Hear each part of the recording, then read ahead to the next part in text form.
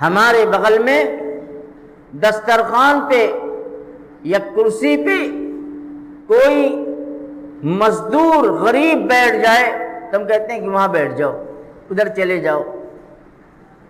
کوئی غریب آدمی، ہم بہت پیسے والے ہیں، بڑے اونچے آدمی ہیں، ہم نے بہت قیمتی کپڑا پہن رکھا ہے، کوئی معمولی کپڑے والا ہے، آپ ذرا ادھر ہو کے بیٹھ جائیے، یہ کہتے ہیں۔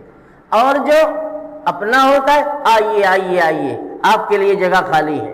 یعنی امیروں کے لیے، دولت والوں کے لیے جگہ خالی ہے، غریب کے لیے کوئی جگہ نہیں۔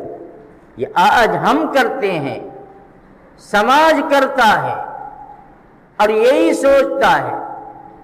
اب پھر رسول اللہ صلی اللہ تعالی علیہ وسلم کی سے محبت کا دعویٰ کرتے ہیں۔ آپ کی محبت صرف نماز کی حد تک نہیں ہے، آپ سے تعلق صرف زکوٰۃ اور حج اور عمرے تک نہیں ہے، زندگی کی ایک ایک لائن میں آپ کی اداؤں کو پکڑنا اور اسے لینا، یہ ہے حقیقت میں آپ سے محبت۔ جہاں اپنے آپ کو قربانی دینا پڑے، اپنے جذبات کو، اپنی پسند کو قربان کرنا پڑے اور نبی کی سنت کو لینا پڑے، اور نبی کی سنت لینے کے لیے اپنے شیطانی جذبات کو قربان کیا، یہ ہے محبت۔ آج کہاں چلے گئے ہم لوگ؟ کیا غریب انسان نہیں ہے؟ کیا جس کے بدن پر معمولی سا کپڑا ہے وہ اللہ کا بندہ نہیں ہے؟ مسلمان ہونا تو دور کی بات، اللہ کے نبی اپنے دشمن کافر کو بھی اپنے دسترخوان پہ بٹھا کر کے، جو غریب ہوتا، کمزور ہوتا، اس کو بھی اپنے ساتھ بٹھاتے اور اپنے ساتھ کھلاتے۔ اور یہاں ہم اپنے بھائی کو، اپنے مسلمان کو اس کے مال کے اعتبار سے، لباس کے اعتبار سے، مکان کے اعتبار سے کمزور ہونے کی بنیاد پر ہم اسے اپنے ساتھ بیٹھانا اپنے لیے اپنی شان کو گھٹانا سمجھتے ہیں، اپنی توہین سمجھتے ہیں۔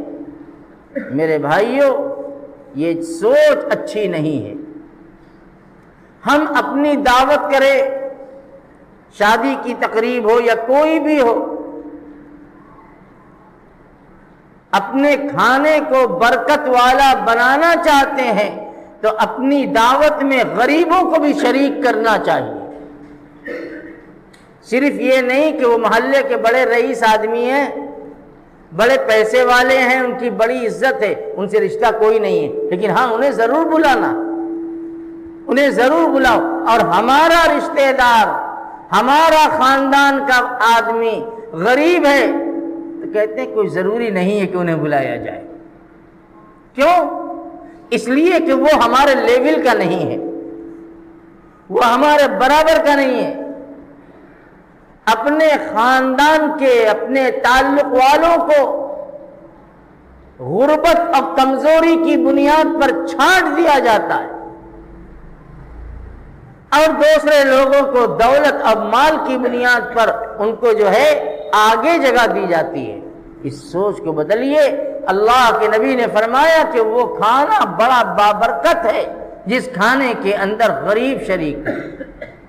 اب کوئی غریب نہ ملے اور خدا کرے غربت کا خاتمہ ہو جائے تو کم سے کم مدرسے کے کمزور طلبہ میں سے کچھ کو بلا لو، جو مدرسے کے اندر دین کا علم حاصل کرنے کے لیے اپنا وطن، اپنے ماں باپ کو چھوڑ کے آئے ہیں، غریب ہیں، ان کو شریک کر لو، انشاءاللہ آپ کی دعوت میں خیر و برکت ہوگی۔ لیکن یہ سوچ ختم ہو گئی۔ اب لوگوں کے دعوت کا معیار کچھ اور ہو گیا، یہ افسوس کی بات ہے۔ تو فرمایا وَلَا تَمْشِ فِي الْأَرْضِ مَرَحًا، زمین پر اکڑ اکڑ کر نہ چلو، سینہ تان کر نہ چلو، اپنی دولت کا مظاہرہ نہ کرو۔ کیوں؟ اللہ تعالیٰ نے ایک جگہ دوسری جگہ فرمایا اِنَّكَ لَن تَخْرِقَ الْأَرْضَ وَلَن تَبْلُغَ الْجِبَالَ طُولًا۔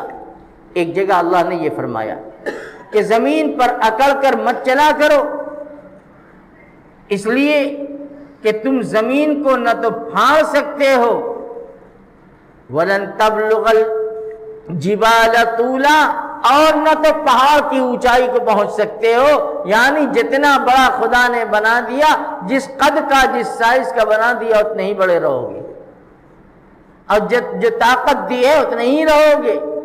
یہ نہیں ہے کہ طاقت میں اور بلندی میں پہاڑ کی اونچائی کو پہنچ جاؤ، یا اپنی طاقت کی بنیاد پر تم زمین کو چیر ڈالو، تم نہیں کر سکتے۔ اے انسان تو بڑا کمزور ہے،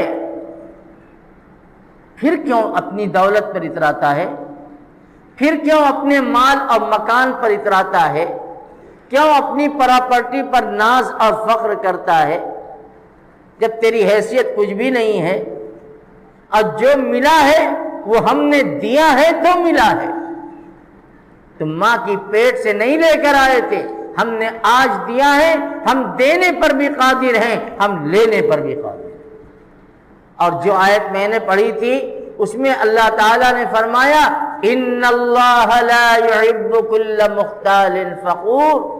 دیکھو، اترانا مت، اکڑنا مت، سینہ تاننا مت، بلکہ تواضع اختیار کرو، اپنے کو جھکائے رکھو، اس لیے کہ اللہ تعالیٰ فخر کرنے والے اور اترانے والوں کو پسند نہیں فرماتے۔